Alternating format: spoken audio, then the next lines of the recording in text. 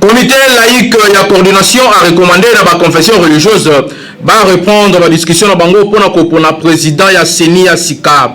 État de siège 9 officiers militaires lisusu bauti ko kangama mokolo ya lobi kaka pona kimoyibi pe détournement ya mbongo oyo ezali alloué pona état de siège.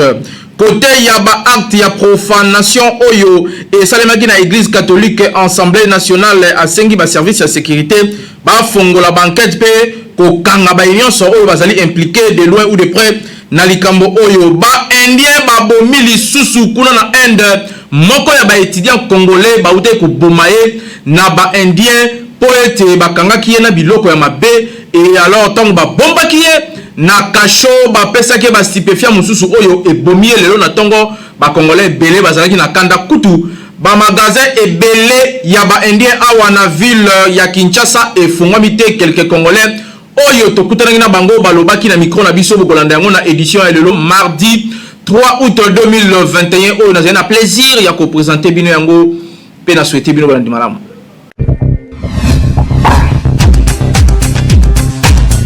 Nalobaki yango na ebandeli ya édition oyo comité laïque ya coordination ba recommander na ba confession religieuse ba reprendre ba discussion na bango pona koluka président ya Sika ya Senipo oyo ya liboso esimbité awa ba détail epesami na Naomi Pila. Na communiqué moko publié mardi 3 août, le comité laïque de coordination CLC a recommandé dans la confession religieuse de reprendre la discussion pour la président la centrale électorale. Il y a un profil pégage, il y a probité morale, impartialité, indépendance, égard, il y a force politique. Naboye CLC a considéré que présidence Yasseni et Sengélité est à la otage. Il y a deux candidatures malgré pertinence. Oyo ici est préconisé la confession religieuse. Et Sengeli la confession religieuse bazong à la table de négociation pour la constatuer sur la candidature Moussousou. RDC ont disposé na ba expert et belé na haut niveau ya ba matière électorale. Enjeu ezali kosenga ki ba pour na moto ya malonga o ko garantie probité morale, impartialité, indépendance néga ya ba force politique nyonso toute tendance confondue donc o akozala impartial. Soki ba père spirituel ba boni ko sale la pe ko zonga na table de négociation pour na ko lembisa situation yo CLC a menacé ko zo ba responsabilité na maboko. Bango ba regretter mingi ko constater que peuple congolais a tiré ba leçon na expérience na ya élection passée. Scripture église catholique et déployer conclusion ya ba pour parler ya ba confession religieuse oyo et komi ata mokiete na consensus pour la désignation et successeur ya Corneille Nanga. Toujours na même communiqué, CLC a condamné na dernière énergie na ye profanation ya ba édifice église catholique o esalaka objet ya culte bango ba telemeli ba acte ya vandalisme pe ba insulte proféré na égard ya archevêque métropolitain ya Kinshasa Fridolin Ambongo. Bango ba regretter makasi ba dérapage oyo esalemi sima ya manque ya consensus ya ba père spirituel na boye ba sengi ke ba enquête efongama pour que ba coupable ya ba comportement indigne oyo bazala sévèrement puni na rigueur ya loi na but ya ko préserver paix sociale. CLC exhorté ba force politique paix sociale ba honorer mémoire ya cardinal Laurent Mosengo na kofongola ka consolidation ya cohésion nationale. Bango basengi na 8 confessions religieuses basangana lisusu autour d'une table pour na koluka consensus ya malonga pour que moto ya kobima lokola nouveau président ya Seni a représenté ba confession religieuse nyonso. Na boye question ezali toujours kotungisa pe ko susciter ba réaction affaire ango est donc à suivre tilelo nanu intérimement ya nouveau président ya Seni Salemité CLC est proposé que bazongi la lisusu koluka consensus pour que ba pona muta malonga affaire oyo ezali à suivre Kinshasa et l'équipe partout. État de siège ezali ko continuer ko sala musala nango miyibi mususu bakangami na armée 9 officiers mokoka oyo bazali soupçonné na détournement ya mbongo oyo ezali alloué pour na état de siège bakangami mokolo ya lelo bolanda reportage oyo. 9 officiers supérieurs mususu ya ba forces armées ya République démocratique du Congo FARDC bakangami mokolo ya lelo mardi 3 août 2021 na Goma na Nord Kivu. Ezali après mission moko ya inspection générale ya armée ozalaki dirigé na général d'armée Ami Sikumba Gabriel nde ba officier militaire oyo bakangami pe bazali mise na disposition ya justice. D'après major Jerry Gelo, porte-parole ya inspection générale ya armée oyo a se confié na presse après mission oyo alobi ke ba officier oyo bazali accusé pour na détournement avéré ya ba fonds oyo ezali alloué pour na ba opération militaire planifiée na cadre ya état de siège sur instruction ya commandant suprême oyo a tchaki ba fonds public oyo na disposition ya ba forces armées pour l'accomplissement ya ba mission na bango régalienne, mais il s'est avéré que ezali na ba magouille ya makasi oyo esalamaki na kati. Inspecteur général oyo na ba attribution na ye azali na pouvoir ya contrôler gestion rationnelle ya ba différentes ressources ezali ko tchama na disposition ya ba forces armées ayaki awape. En bref, 9 officiers supérieurs bazali impliqués wana bongo bazali mise na disposition ya auditorat militaire bazali bongo accusé na détournement avéré ndenge a déclaré ki major Jerry Gelo na presse locale mokolo ya lelo. Pour na rappel ba officier oyo 9 oyo bakangami na Goma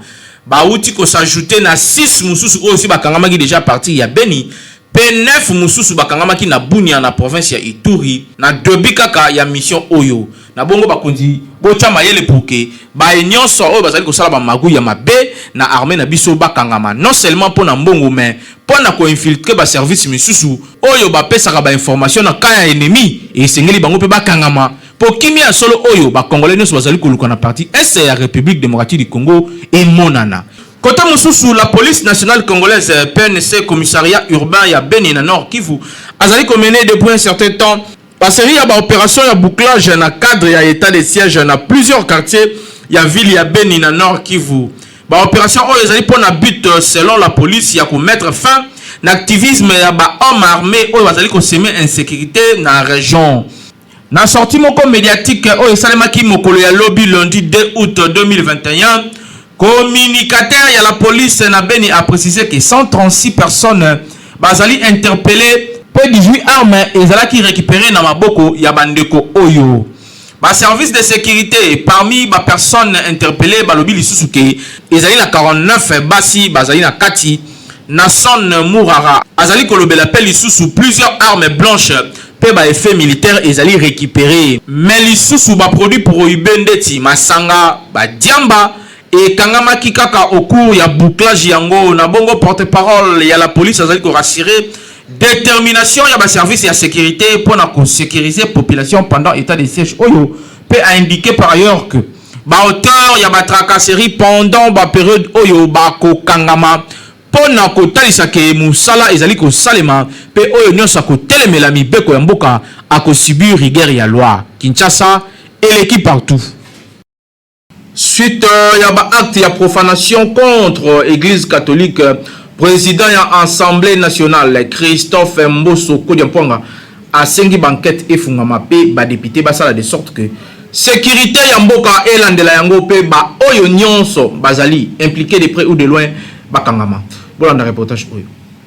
Président de l'Assemblée nationale Christophe Mboso Kodia na communiqué na ye asalaki au cours ya plénière o esalamaki mokolo ya lobby 2 août 2021 a invité qu'il service ya sécurité ba procéder na banquette pour na kotia maboko na ba commanditeur ya ba acte ignoble contre ba office ya église catholique na résidence ya cardinal Frédolin Mbongo. Il a déclaré que bazosenga na peuple kimia pe vigilance pe bazosenga lisusu na ba jeune nyonso ba CDT na ba manipulation ya ba politicien. Alobaki lisusu ki aza ko exhorter service ya sécurité à ça la banquette pour na kotia maboko na ba commanditaire ya ba acte o ya mabe. Na combo ya représentation nationale, le président de l'Assemblée nationale a condamné avec fermeté l'incident malheureux pe ba acte ya ba vandalisme contre l'église catholique pe archevêque métropolitain ya Kinshasa. ya bakisaki lisusu ke ba acte radicaux pe barbare ekoki kozala jamais encouragé pour na raison oyo ya haute tribune na kombo ya représentation nationale ndi azo condamné na fermeté ba incident malheureux acte ya ba vandalisme pe propos désobligeants wapi église catholique du Congo. Son éminence cardinal Frédéric Ambongo, archevêque métropolitain à Kinshasa, puis sous ba compatriotes sous bazali victime. Pour rappeler que lors de la conférence de presse organisée mokolo ya lobby lundi, conférence épiscopale nationale du Congo Sanko na Mukuse a exprimé qu'il regret naie vis-à-vis à propos tenu na secrétaire général ya Union pour la démocratie de progrès social UDPS na Mukuse Augustin Kabuya contre cardinal Ambongo. Dossier OESA à suivre. Kinshasa et l'équipe partout. Après suspension, il y a un comité de gestion OESA qui gère bandeko ya Transco bauti ko nommé bato mususu o bako assumer intérim en attendant ba enquête et continuer pe ko kanga ba nyonso oyo bazali impliqué na ba fraude ki moyibi o ezali ko salima na Transco bolanda reportage o pour ba détail. Après suspension, il y a des dirigeants, il y a société Transco pour la mauvaise gestion. Ministre de Transport, voie de communication, paix désenclavement, Chéribin Okende a signé, arrêté Moko Mokolé lobby le 2 août 2021 où il y a porté désignation à titre intérimaire. Il y a un nouveau animateur. Il y a entreprise publique Oyo. Nabongo, Laurent Boyombe a désigné Bongo pour assumer poste. Il y a un président, il y a un conseil d'administration, il y a Transco. Chef yaba travaux à l'Université libre de Kinshasa, ILKP, président de l'Association congolaise de consommateurs. Chef Chimpamba Ngabamalu Azali désigné comme directeur général à Transco. À la seconde, bongo na Pierre Lutanga Wanga désigné le col en poste. Il y a DG adjoint. Et c'est qu'il faut rappeler que selon arrêté ministériel Oyozali signé na Chéribin Okende le 30 juillet et l'équipe, bah dirigeant à Transco Bazala qui suspendu pour la fraude peut voler ba carburant.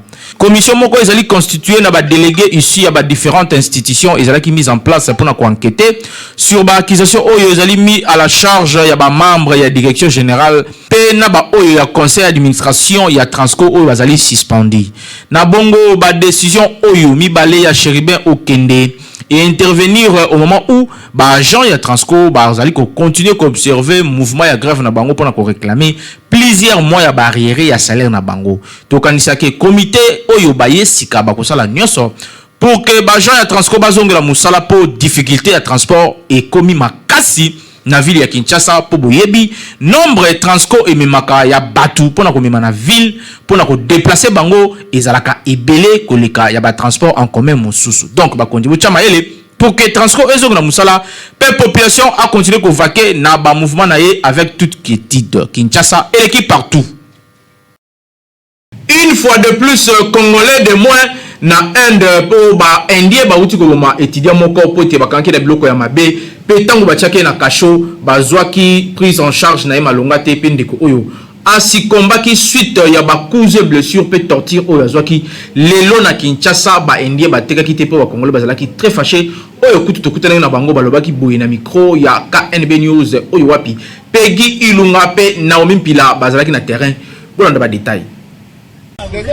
Mikuleleki mingi bavio pe ba torture bande ko salema na ngambo ya Africain na mboka Inde wapi ebele na ba Congolais bazalaki torturé pe récemment un Congolais azalaki arrêté na possession ya ba drogue ya akufaki lundi lors ya garde à vue na ye na sud ya mboka Inde. Plusieurs ressortissants ya ba pays africains ba organisaki manifestation moko liboso ya commissariat wapi babundaki makasi pe batelemelaki makambo wana liboso ya ba policier. Au moins 6 ressortissants ya ba pays africains bazokaki lundi 2 août lors ya bagarre na la police ya Inde après mort ya étudiant congolais bazalaki na détention kombo na ye Joël Malou azalaki na 27 ans originaire ya République démocratique du Congo.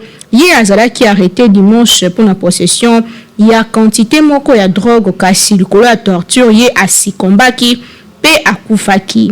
Kasi a na ville province ya Kinshasa na tongo lelo ba magasin ebele ya ba indien et fongwami penzate pour population et bandaki déjà qu'on se rassembler na tonga lelo na ville wapi bango pe bazale ko senga que l'état congolais a telema pe azwa nyonso na maboko pour que makambo ya bo esila wana RDC pe na Afrique tozaka toujours na bitidi ya koyamba bandeko na biso ba indien o baya kosala misala pe ba entrepreneur ka na Kinshasa pe ailleurs kasi moto atungisaka bango te pourquoi seulement ba étudiants pe ba ressortissants et Afrique bazalaka torturé na bamboka mosusu racisme ezali likambo ya malunga te ezali ya kobatela mate ndenge elobaki population kinoise Mobutu na mboka na ye oyo tozalaka tango tozalaka na Zaire ezalaka bongo te bayebaka valeur na ye bayebaka poids na ye puisque lelo ekoma mwa moke baboni ba Congolais mais tango Mobutu ezalaka bongo te. On rappelle ce exemple, il y a M. Kabila le père. Réaction, moi, comme à Congolais, Brazzaville, bêta bombe, réaction, Zalaka. Et ça, problème, il y a gouvernement, base de décision pour le moment. Parce que pourquoi on doit manipuler le Bissoukuna? Il faut pas prendre la disposition juste pour le moment. Et si là, si on continue, voilà, on dit que le va quitter. Parce que soit sur le terrain, Congolais, on est debout, à prendre en charge. Alors, le gouvernement a vraiment surtout au sérieux. Chaque fois, il y a un marabisso, pas bon marabisso. Hein? C'est quoi, on a habité, les amis. Et comme il y a la passe, ma casse. C'est quoi, vu la rue, on va faire la maison, vu la rue, on va faire la maison, en tout cas, et ben on a jeune fille, bah, quand elle est à Kamundele, de Bissopé, tout ça, il va être. Et c'est un des soins de mato bounane, de n'a betanga. Mais comme il se relie, c'est que toi, bah, il m'a pas des amis. Donc aussi on va konzambo vraiment battre la marambo parce que moi bilo aboye toi pe batumite ma pe sukaka trop c'est trop ceux qui biso ba kinwande na bi ba kinwande ba vivaka ceux qui lelo to bito tombuka ba indien to yebi bango na ville na veille du commerce zando mobimba oyo na biso ekozala eloko eleka na Rwanda wana la benga ngoni o bato génocide ya Rwanda ekosa to ko boma ba indien na ndinga osakala te mais to linya ngote Tony Kimezala. Tony Toyeba, Tozoa, Bapesa Bisso, va éclaircir Bisso. Qu'est-ce qui se passe? Qu'est-ce qui se passe? Indira Boumara Bandeko na Bisso. Serre na Bisso na Bakata Endambo. Les locaux Bandeko na Bisso. Tony Tozoa va clarifier Bisso. Baliwa Bandeko na Bisso, ça dit à quoi? Le gouvernement na Bisso, faut son gouvernement indien. Parce que les Indiens les a ratés. Biso de Boma, l'étranger était dans Mboka. Pourquoi on va au Boma Biso? Afrique du Sud, Nengemoko, Brazzaville, Nengemoko, Nengemoto, Souka, Nambogo. Pas prêter vraiment, pas prêter. Ma femme, on va te gâter dans le micro pendant quelques jours. Ma paix, malade, un mois là nous. Esprit peut attention, peut abattre ce qui t'a mouqué. On a Biso, par rapport à l'événement où il est dans Mboka, Bango, Bayebi, où est Salami Kuna. Donc, c'est Bango Banga. Bango mo lelo bayete baboye pe ko fungola bango moko nde baboye ko fungola je to sala bango lelo te bayebi kena basali mabe yango bayete bon ndenge toyokeli ke suite ya désordre moko uti ko le parti à Inde kuna il paraît il y avait des morts d'hommes baboyi ba congolais plus de 5 congolais alors tant mbula matali yoki ke bana mboka bakufi na libanda alors gouvernement zoki mokano ke indien vraiment ba fungola te journal lelo yango moni biso ba travailler na bango toza libanda to mo ba ndie pe ba bengi la police pour sécuriser bango po misu ba ande na centre ville misu ba za menacer so ba tamboli ba kutena ba congolais bazo menacer bazo beta bango yango moni la police aye pour na juste ko protéger bango ezali troisième fois esalema iloko oyo bazo boma bande ko na biso asino take bende awa bazo manipuler bande ko na biso bazo nyokola bande ko bazo salipa na bango Bende baza awa l'état na biso ezwana no décision ya ko contrôler ba immeuble oyo bende bavanda na niveau ya ville. Bon, on appelle au courant makambo te ko na komi awa. Bazo informer nga ke bande ko na biso na niveau 1 de ko na ba congolais. Bende ba bomi bango. Ya moni raison pour laquelle bande ba fongoli te. La 5e à 4 5 à 4 fois, 5 à 4e fois. Oh yango to mona. Boso ba kataki mona mwasi moko boye ba boma ba étudiant liboso, to yeki so ba bomi so bande ko misu soir. Donc ça malamu penati. Oui, natongo babi ke matata yaki babiso babeta maki babeta mi pe ba policier ba ba sala intervention ndo moni moi ki mekoti boy mais en tout cas to senga na bato ba sa biloko wana ba ba ke Congolais dani amate Congolais za vraiment mutu loko la bango donc to za ba être ressemblable ba ko mo marabiso tout na niveau wana te et sengeli gouvernement etala kao pour eza normalité. Kinshasa et l'équipe partout.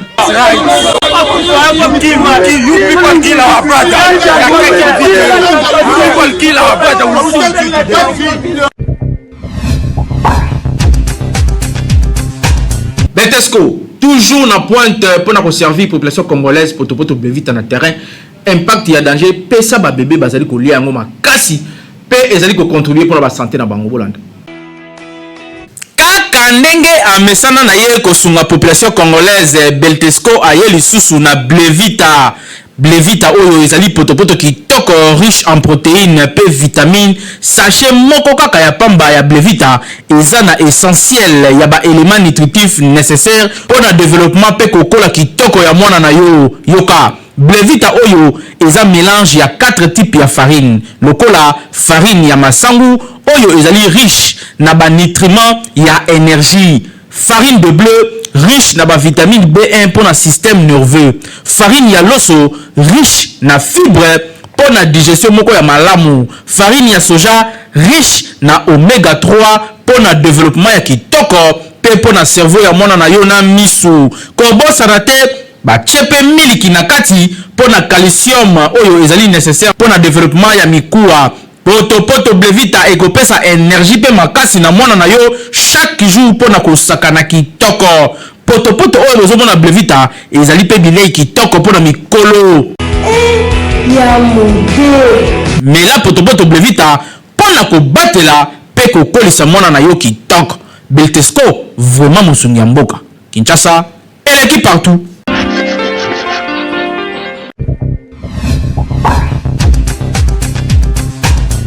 Importance ya entrepreneuriat na milieu ba jeunes surtout en République démocratique du Congo ndé intéressé biso pour na mokolo ya lelo na report na biso bongo esala Naomi Mpilande azali ko pesa so ba détail na reportage oyo.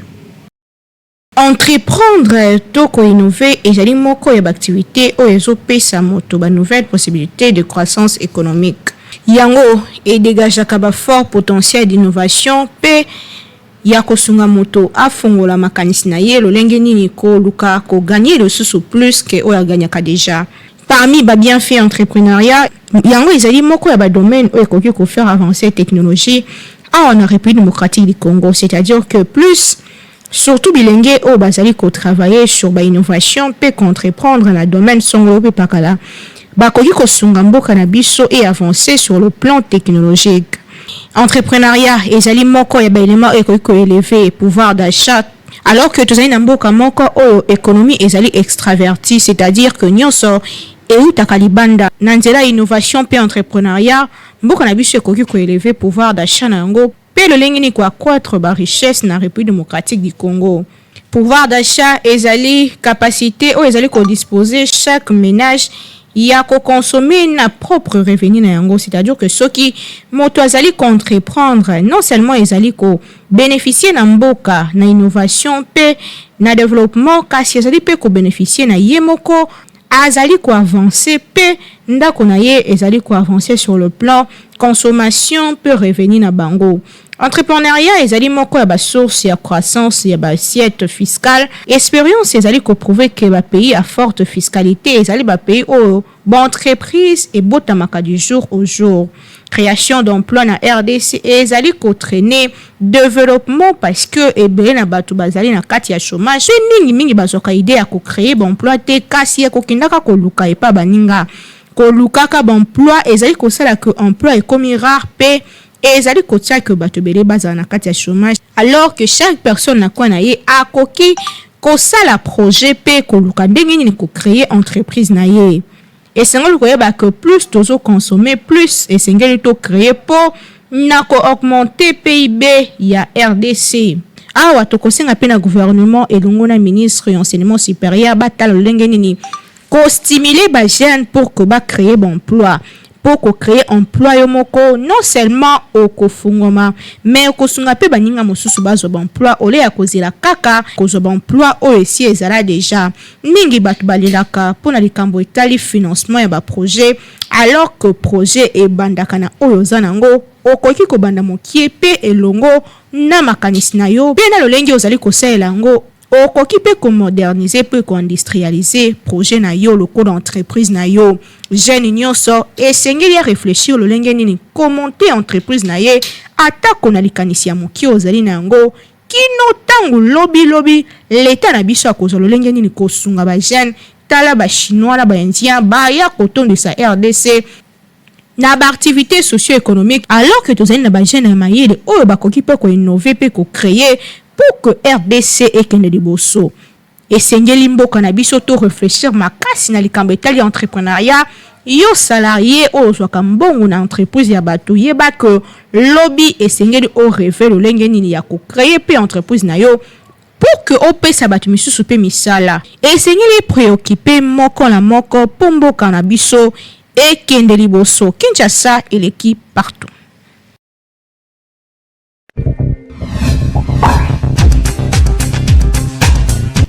Première chaîne d'information en continu dans Lingala KNB News. Kaka ndenge to mesala ko servir bino na YouTube. Chaîne kitoko ezali wana ba émission ndenge na ndenge kaspo na lelo kindoki politique toujours avec Naomi Pila.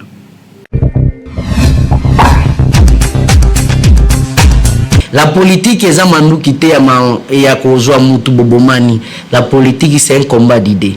Oye, opesi makanisi, olingi koloba, olingi oloba, lobi kuna, toeba ete makanisi oloba kisoki eza important pour namboka, tokebi kosalela ngo po Congo tende. Pour eza une façon ya ko réduire liberté d'expression. C'est justement ça. Parce que batu bako oh 5 ans azo sala c'est conformément à la loi. Eza été ba créé parce que ba poste ya seni ba loba keza ba confession religieuse. C'est préétabli dans notre namibe qu'on a biso ya mboka. Eza te mutualité moko boye bayokani te bayele lolobi basangani po basala eloko ba eza autorisé na kati ya constitution. Et dans ces cas-là que il fallait batika confession religieuse librement d'exprimer leur pension, leur façon d'agir, leur façon de voir les choses. Eza koloba ete tant batu mususu bazo sala nde liberté d'expression na bango eza étouffé. Wana tokoki koloba yango te to condamner ces actes. Justement, je condamne aussi l'acte où Salema Kilobi. Kasi surtout totali bien côté Sanko, bango nde baboya qui resteront sans malonda koloba kazaya qui proche ya ndenge bima qui kazaya qui proche ya président honoraire président Kabila melelo bango mope kande baboyi Denis Kadima koloba na kopesa ba raison au bango ba pesi. N'est-ce pas là une façon de payer ko freindre qu'on empêcher que to kena makuna 2023. Matika na ebisarete omoni eleknani seni confession religieuse c'est une structure au sein bazana bamibeko o régir bango na kati ya mibeko na bango balobi o nde to kosala o nde to kende nango o nde kozala pour que biso nyonso tozala d'accord. S'il y a un groupe d'individus o bazana intention ya mabe balingi ba étouffer même charte na bango ya confession religieuse, c'est déjà une violation grave. Tokei na problème o tozo kenango. Le même problème que vous avez reproché na Rosa, c'est le même problème que vous avez reproché na ngoli susu eza na ndeko oyo soki batindi Congo biso to yebite mais après réunion na bango ya 48 heures au président assemblée apesa ki bango na landa ki ba point de presse ya koloba ete bango batindi mututé dossier za vide. Peut-être lelo au pouvoir en place ils ont salé en parlement ndenge tozokende na ba dictature o ezangi kombo bangi ba imposer biso na Congo peut-être bakoluka bango moko ba député ndenge balingaki ko trahir ndenge bakatisaki ebale pona songolo pakala na intérêt particulier na bango kotia population pembeni na kanisi pe na problème ya senko bakoki pe ko sala intérêt na bango mais ba ete na sima intérêt wana soki peuple a se retrouver te ça serait un danger pour la République. Merci na confiance pe na fidélité na bino o bozali kolembate ko pesa na première chaîne d'information en continu na Lingala KNB News et sika pi bozoka ba vraie information sur vérifiable pe d'une manière très très professionnelle. Nazaki na plaisir ya représenter bino édition ya mokolo ya lelo mardi 3 août 2021 édition oyo ekumbamaki na merveille mobende seconde na Naomi Pila toujours na coordination ya Grand Lion ya communication kasi to sanité na caméra on azali kotala Peggy Ilunga pe mopanzi boy Hervé Zaka double pumo na régie papa Timothée Kaimende asalaki musala kitoko rédaction ya ba warrior toujours pour na servir bino d'une manière très très professionnelle pe kande bolingaka to kutena mikolo ezali koya